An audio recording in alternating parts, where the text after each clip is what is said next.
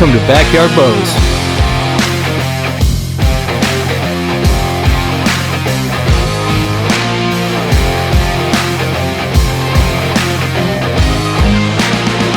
Hey, welcome to Backyard Bows. I'm Brandon, and today we have the new Fortis by PSE. So this is their flagship bow for 23. There are two different versions. They have the 30, which is what we have here, and then they have the 33. There is a whole bunch of new features and stuff that we'll discuss on this bow. Pretty cool stuff that they've added to it. I think each bow that we review has the potential for me to put in the field. So I always go with the bow that I would preferably use, and I like a shorter axle-to-axle bow without sacrificing too much, so I went with the 30 here. So let's take a second and talk about some of the bows that we reviewed in 22. We did the Levitate, we did the XF, the Evo XF, and we did the Omen. We also did the Drive. I was a little hard on most of the bows coming from PSE in 22. I'll just be honest, I didn't prefer the Evo XF. That was probably my least favorite. The Levitate for $1,700, it was probably my least favorite carbon, and I'm just being honest. I'm excited for the Mach 34 because I've heard such good things, and then I'm also excited for this because I've heard some good things as well. So, and I always like to get new bows in. I don't, discriminate if just because one year I don't prefer something that a company did.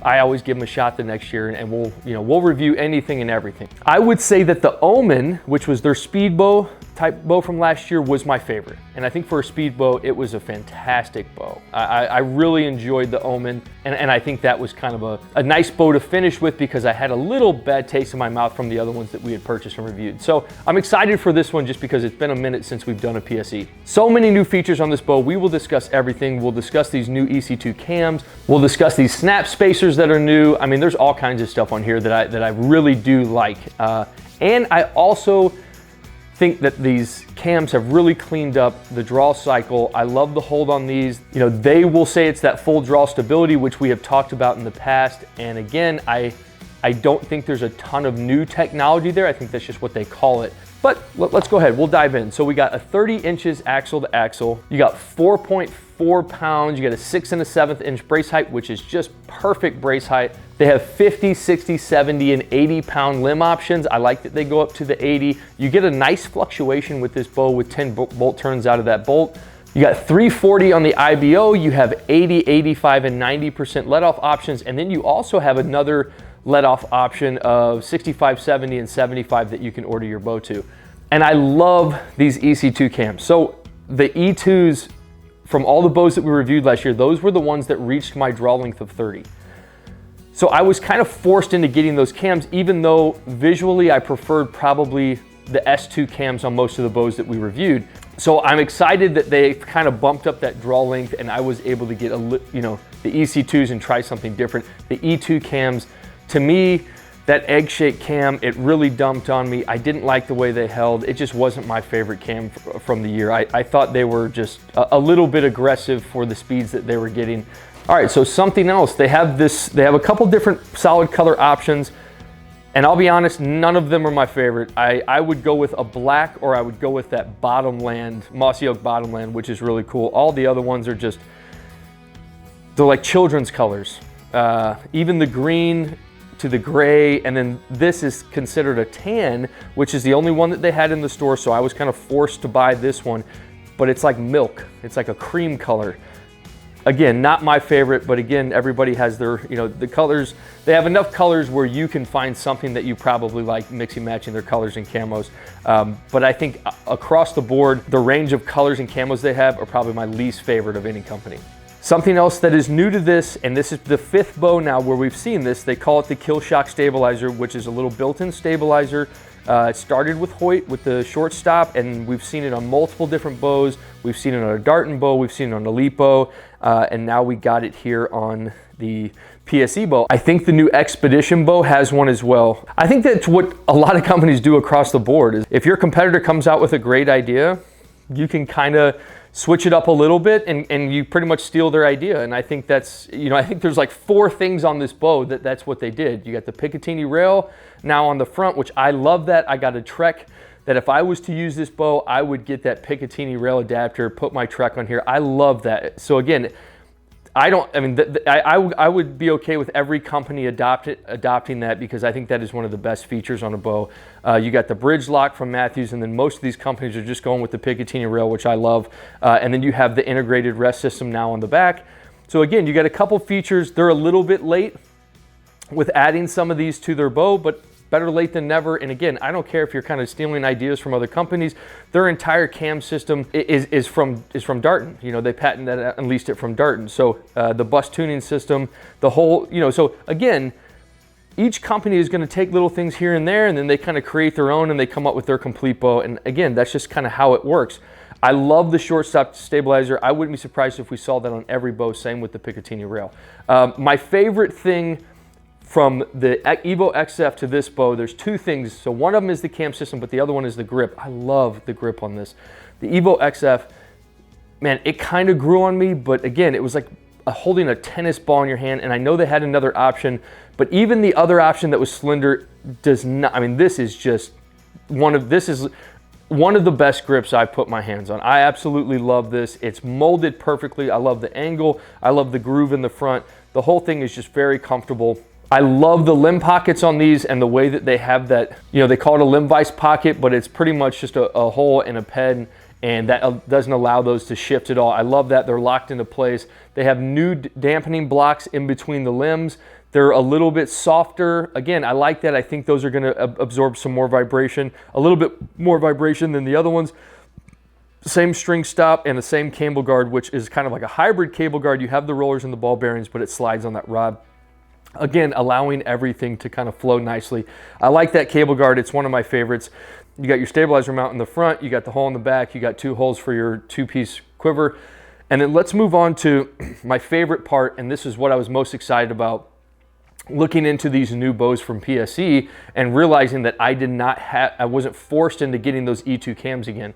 So they got the EC2 cam, which is a brand new cam for this bow. It looks a lot less aggressive. I feel like it's going to be a lot smoother. These get really nice speeds of 340 on the IBO. I love the module system. They have a little arrow pointing to a hole that indicates your letter that allows you to change your draw length. I love that. Very easy, simple adjustments on that let off. You got 3 different positions, and on this one it's 80, 85, and 90.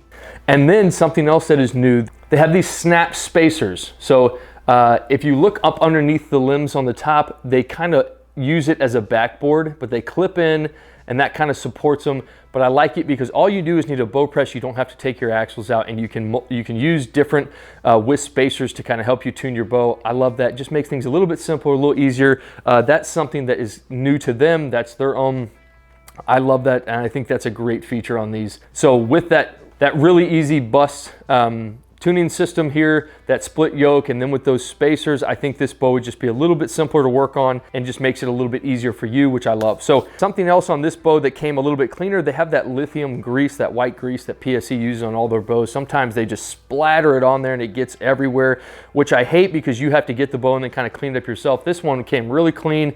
You can see it, but it's just not very noticeable. I like that. I feel like that's just stuff like that I like. It's like somebody took their time, cleaned this thing up, it was presented well, and obviously these are the brand new bows that they're putting in the shop, so maybe that's the reason. But man, on the Levitate, it took me a while, and I had to just get paper towels in there and wipe that shit out, because I just know if you take it into the field, that's just going to collect debris and junk and moisture, and I just, you know, so this one is really nice and clean, well presented. I love this thing. I wish it was in that bottomland, mossy oak bottomland, then this thing would just be beautiful.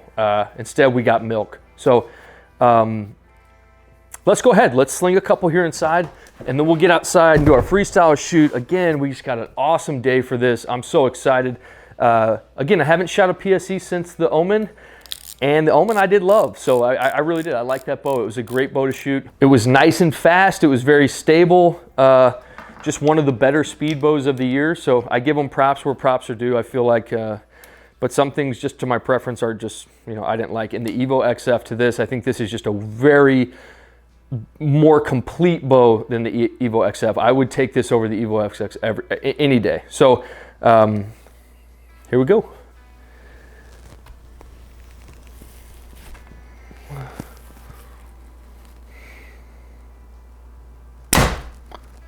So first, man, the grip is so much better. That's always the first thing I notice. I love the grip. I love the little indentation in the front. The actual grip itself reminds me of Hoyt's grips. It's just a very non-slick. Even if it gets damp, you would just you can kind of feel like it would just kind of keep its grip, which I love. The draw cycle is a little stiff, but again, you got a shorter axle bow, getting higher speeds. That's fine. It's right where I thought it would be. It has a little dump on the end, but not nearly as bad as those E2 cams on the Evo XF and the Levitate. This is a lot smoother. I love the cams on this. Definitely an upgrade in my mind. And then you have, at full draw, it does have some nice stability to it. So a little effort getting it back. That hump smoothed out a little bit.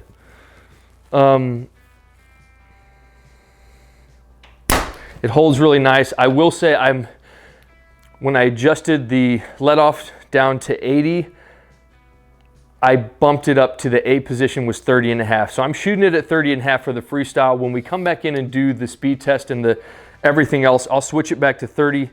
But I did need a little, you know, PSEs are just a little short. So even at 30 with 90% let off, it just felt a little short, even from the first shots I took in the bow shop. So I thought about maybe adding that 1/2 inch. And then once I dropped that let off down, I just knew that I needed it. So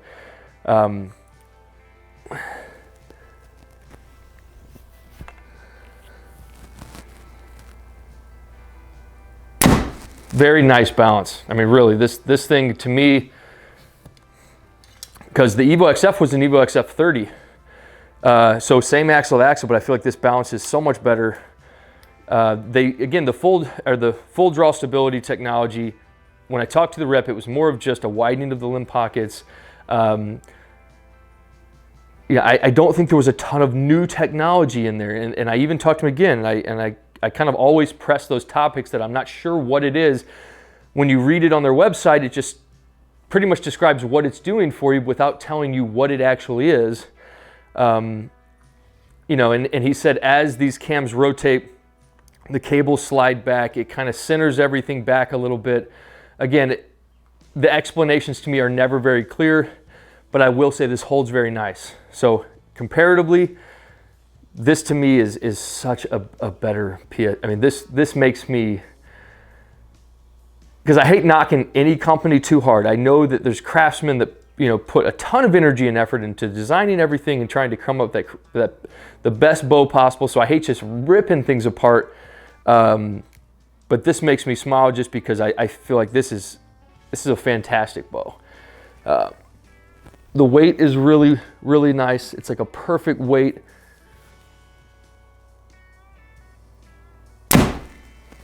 You know, at 4.5 pounds, it's just a nice little hunting rig. It's nice and compact.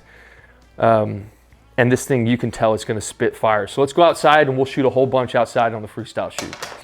So on to the Freestyle Shoot. We will shoot all day long. And a day like today, no wind, sun's out, it's beautiful. This thing is a little stiff, but PSEs to me, they seem to open up the best. So the more you shoot them, the more the draw cycle smooths out, the shot cycle gets cleaner. It's like they need to be broken in a little bit. So I'll shoot this thing throughout the entire day. We got a bore here, 2 bucks at 35, bore at 30. We have a built-up box. We're kind of shooting at a downward angle, kind of simulate a tree stand. We'll shoot from all over the yard, different angles, different depths. We'll kind of really mix it up here.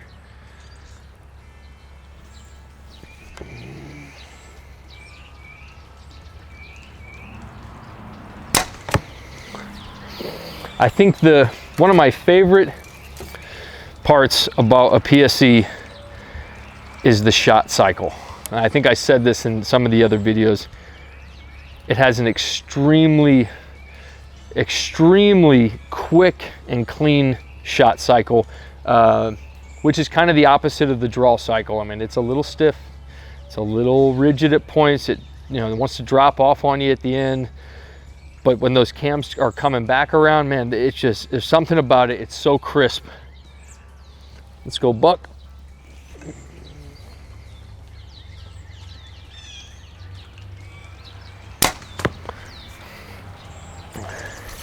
I love the way the arrows come off this. And this is just it's like a little mini sledgehammer. I'm excited to see what it gets on the IBO. I mean, on the speed test that we do.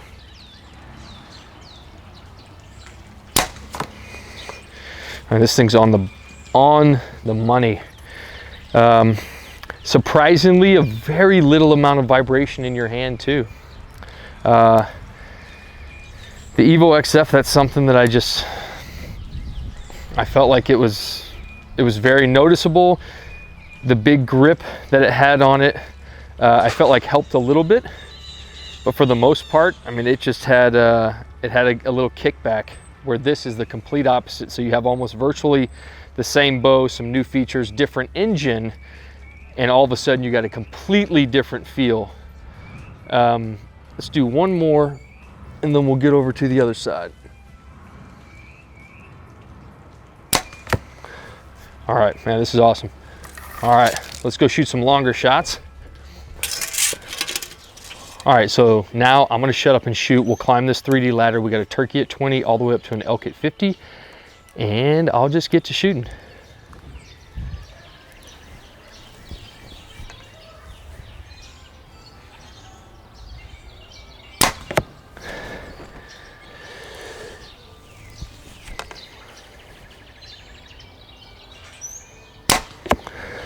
So this is at 30 and a half and it still feels a little short. I'm telling you, some bows, just remember that if you go from bow to bow to bow to bow to bow, and let's say you're a 29.5 inch draw, it's not going to be the same on every bow.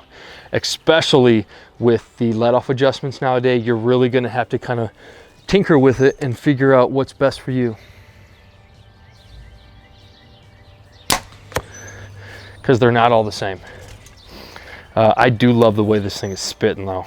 This thing is just, I love the way the arrows are coming off of this.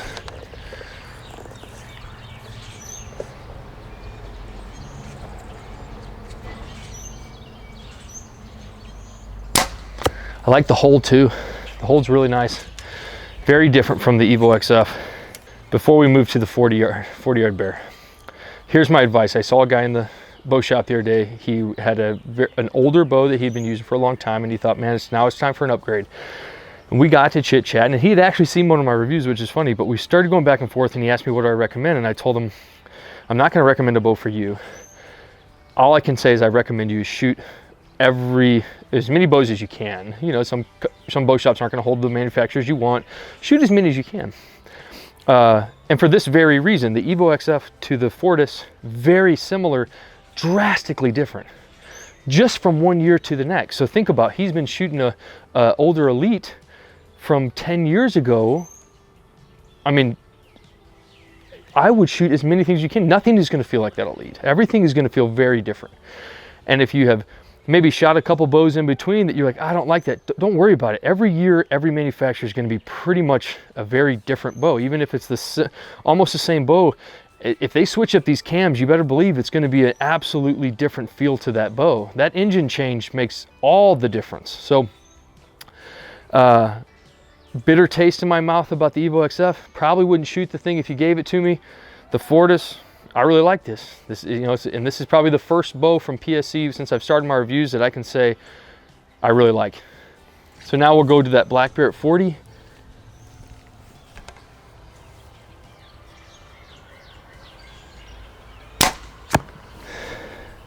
The draw cycle is getting better and better and better. I think by the end of the day, it has really smoothed out and kind of be a little bit more comfortable, where it was a little bit more rigorous. So at 92, it really dumped down to 80. I would say I would even try the 65 to 75% let off mod, and that actually might, being at 75, might really smooth this thing out. So now let's do one shot at this little bear. We'll do our full draw stall for a minute and kind of really put that full draw stability technology to the test.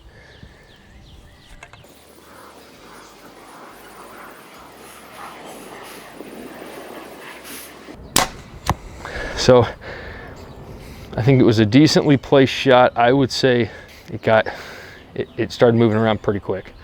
So by 20 seconds, you know, you kind of you have to start refocusing, and just, you know, those pins want to start moving. And then when you're finally at the end of your 60 seconds and you want to take that shot, you know, you're having to kind of reset those pins and shoot almost in a moving motion. All right, on to my favorite target. We got the elk up the hill at 50.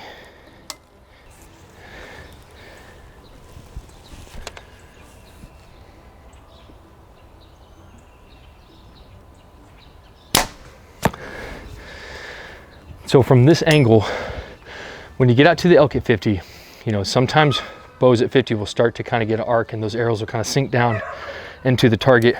And then when you get up to these kind of speeds, I love it because, man, those arrows just, they just on a string from my bow to that target. It's such a cool sight from this view. I mean, no time in between. This thing is just spitting.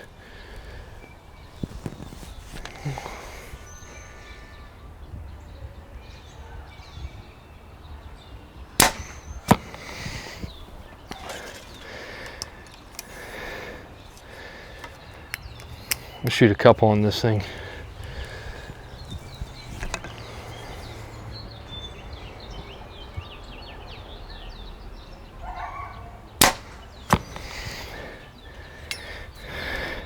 They feel really good coming off this bow. The arrows, you can just, it just feels good.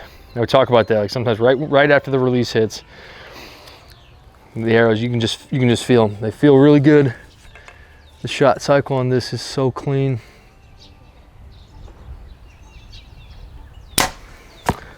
Love it. Let's go inside. Let's run it through that chronograph, see how it is on the decibel reader, and then we'll sit down and give it a grade.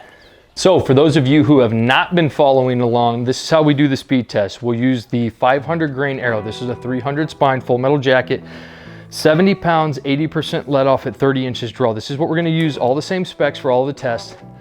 And what we're going to do is, if it fluctuates, we'll do 5 shots and take the average, but if it stays right in there, anywhere between, let's say, 280 and 289, that gets 8 out of 10. 270 to 279 gets 7 out of 10. All the way up to a 300 feet per second, and that will get 10 out of 10. Okay, so we got no bonus points for the speed test this year. We kind of did things a little bit differently. And then we'll shoot a 440 grain arrow and a 550 grain arrow to give you a little bit of comparison. That's 288, which is fantastic. This is one of those bows that you could just tell from the way it was shooting, the shot cycle, the arrow coming off, that this thing was pumping some arrows outside. So let's see if it climbs a little bit. We could get into those 290s, we will see. 289. I think it's gonna break 290, which would be awesome to be able to give it the 10 out of 10, because I think PSE deserves it with this one. This is a great bow.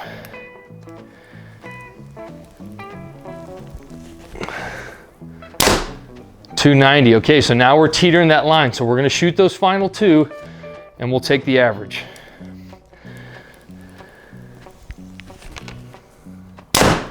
$289. I wanted to give it the 9 out of 10. We're gonna go ahead and give it the 8 out of 10.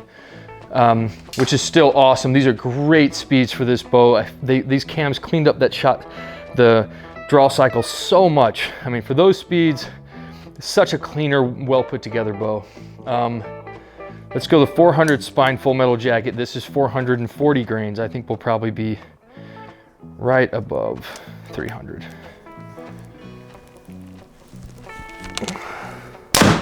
$310. That's awesome. That's incredible. So I actually went down in arrow weight for this next hunting season. The arrows that I'm setting up are 340 spine full metal jacket, so they'll be a little lighter. But again, arrow weight fluctuates a little bit from year to year. Some people really switch it up. Sometimes they use a heavier arrow, lighter arrow. It all just depends. So I like that we give you a little bit of variety now. So now we have a 300 spine full metal jacket with a brass insert. This thing weighs 550 grains. And I would say more and more now, the more I've kind of been talking to people and kind of asking more questions, I've realized that more and more people use a heavier arrow nowadays. So I got some buddies that are up in the 600 grains. So That's 275. So that, again, that's awesome for that arrow weight. Let's turn this thing around. We'll do a decibel reading real quick. So now for the decibel reading. Again, if you have not been following along, we keep track of a graph that'll give us something we can refer back to if we need some comparisons. All that gets stored on the phone. And we have a visual up here. Last week, for the first time, we saw a huge difference. So at the beginning, the first 4 bows we tested, a little bit of fluctuation, maybe 2 decibels. I think it was the Revex that was really soft and quiet. Man, it was in the 89s, maybe. So that was the first time we got to see a nice fluctuation, that some bows are significantly quieter than others. So I don't even want to make a judgment on this one. I can't tell. So we'll just have to shoot it and see. We got 3 arrows, we'll do 3 shots, take the average.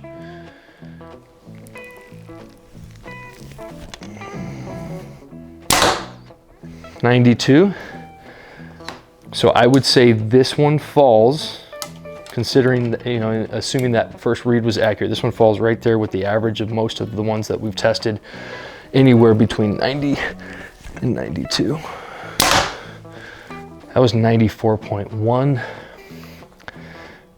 So maybe a hair, or at the top end, hair on the louder side. Let's do one last one. 93. So yeah, I would say this is, you know, it has a little snap to it, be on the higher end of noise. But for the little to no vibration you have in your hand, that's impressive. All right, PSE Fortis. I'm gonna start this off by saying,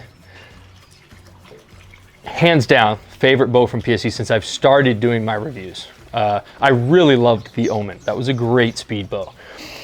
This one, with all the new features, they just kind of really, just a way more complete bow, especially with what we're seeing nowadays.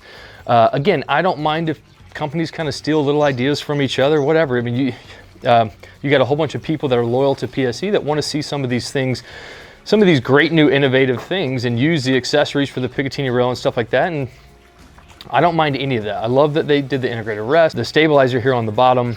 I love the new cams. That was one of the best decisions I think that they made. So let's go right off the bat. I wanted to give it the 9 out of 10 so bad. I think it's more average, probably around 288. We know that my chrono inside maybe is 2 feet per second hot, so I like to really give it right where it's at. 8 out of 10 to start. I also gave it an 8 out of 10 for durability. This is very well put together. Everything on it is very high grade. I love the finish. I hate the color, sorry. That bottomland color though, if this thing was in that bottomland, mossy oak bottomland, this thing would be just hot. But the finish on it, it's very clean, very, very well put together. 8 out of 10 is usually the highest grade I can give for just a regular aluminum riser bow. This is just fantastic. So for the appeal, I gave it an 8 out of 10. Not necessarily my style, but once this thing was all dressed up, I think it came together nicely. Looks really sleek. Again, if it had that color change, I'd probably love it even more. But very nice bow. I couldn't stand those E2 cams, which how high they stuck up, the egg-shaped type, you know, look to them. I just, you know, this bow is just, to me, it's a little bit sleeker for sure on the appeal side. Technology, I gave it a 7 out of 10. That's one of the categories I said it'd be a little bit more stricter in this year. You know, some of the new technology that we're seeing on this bow is just taken from other bows. The whole stabilizing, you know, the full draw stabilization, to me, again, I don't think it's any technology that is worth mentioning. It's just my opinion. I think they widened the limb pockets, the rep said. You know, and I think at full draw, this thing did hold very nicely. And if somebody gets on those comments and tells me exactly what full draw stabilization is, but you know, the whole utilizing the brace height to the best of the ability and kind of the shifting of the cams backwards and kind of getting you underneath the bow a little bit better. I kind of understand the concept, but I think the technology is pretty basic for where we're going. I like that a different cam was able to reach my draw length. That was nice. So we gave it a 7 out of 10 for there. But I did follow it up really nicely with a 9 out of 10 for performance. This thing opened up so nice as I shot throughout the day. It got smoother, the shot cycle got cleaner. It just felt so good. For a 30-inch axle-to-axle bow, which is usually kind of around right where I like, this thing is very high performing. in that aspect. It held really nice at full draw. When those arrows come off, you just feel good about it. This thing spits fire for the draw cycle. So it starts out a little stiff, but as I shot throughout the day, it opened up. It became smoother and smoother. I shot really well with this right from the beginning, and I loved the way it shot right from the beginning. So overall grade 80. It got to make up 1 extra point since we changed up how we did that with the last bow. 1,000 to 1,500, you only get to make up for 1. Over 1,500, you get 0 makeup points. 500 to 1,000, you get to make up for 2. And if it's under 500 bucks, you get to make up for 3. So 1 makeup point, it's an 81 out of 100. So again, some of these guys get on these comments and they hate the scores on some of the bows. Don't get too fixated on that. I'm a numbers guy, it's a number thing. I like putting a number to things, but this is a very high performing bow. A great little hunting rig here. I would 100% use this in the field if it wasn't milk colored. I'm just kidding. I loved it. Fortis, favorite bow from PSE to date that we've reviewed. I think they did a fantastic job with this one. Hey, thanks for watching. If you haven't already, hit that like button, leave us a comment. I love interaction. Make sure you subscribe to the channel. We have so much more to come. Follow us on Instagram, Facebook for updates of anything else that we're gonna review. If there's something that you're interested in, hit those links below and check them out. And make sure, no matter what your setup is, what bow you're shooting, get your reps in on the daily. We'll see you next week.